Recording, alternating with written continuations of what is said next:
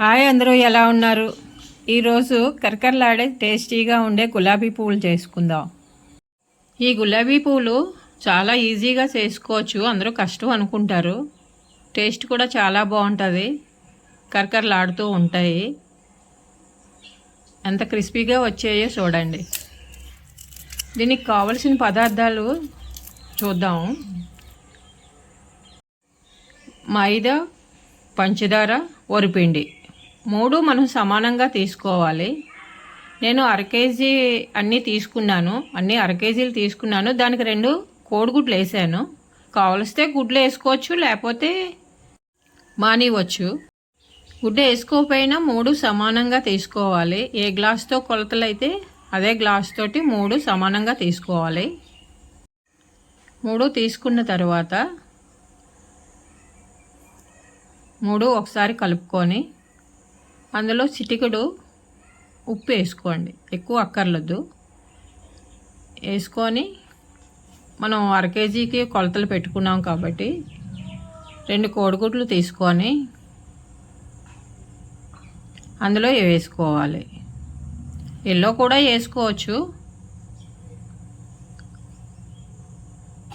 గుడ్లు వేసుకున్న తర్వాత బాగా కలుపుకోవాలి.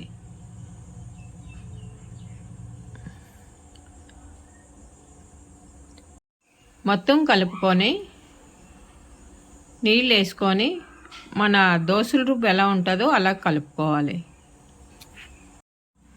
నీళ్ళు వేసినప్పుడే ఉండలు లేకుండా కలుపుకోవాలి.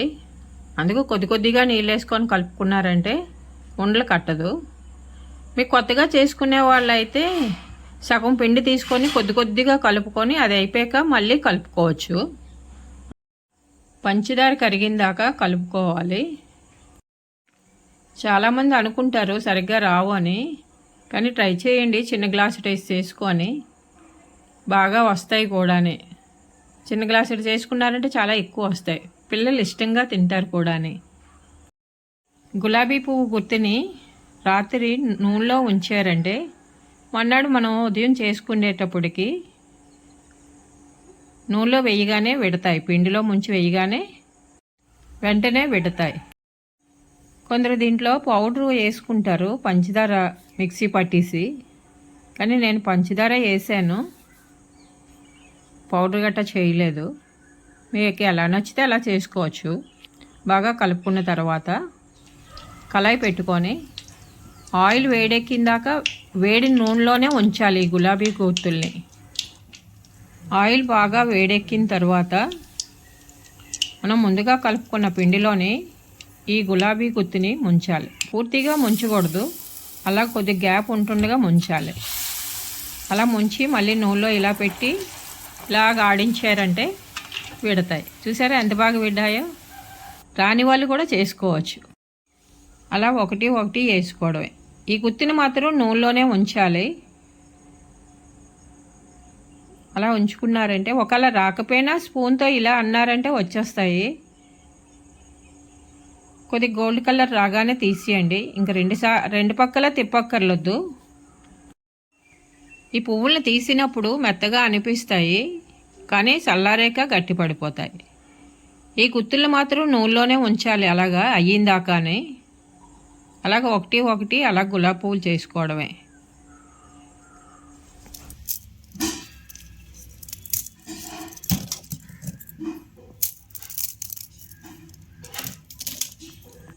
కరకరలాడే గులాబీ పువ్వులు రెడీ. సంక్రాంతి పిండి వంటలు రోజుకొక వీడియో పెడుతున్నాను. మన ఛానల్లో ఉన్నాయి, చూడండి.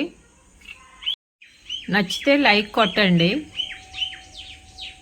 మీరు చేసుకొని ఎలా వచ్చిందో కామెంట్ చేయండి.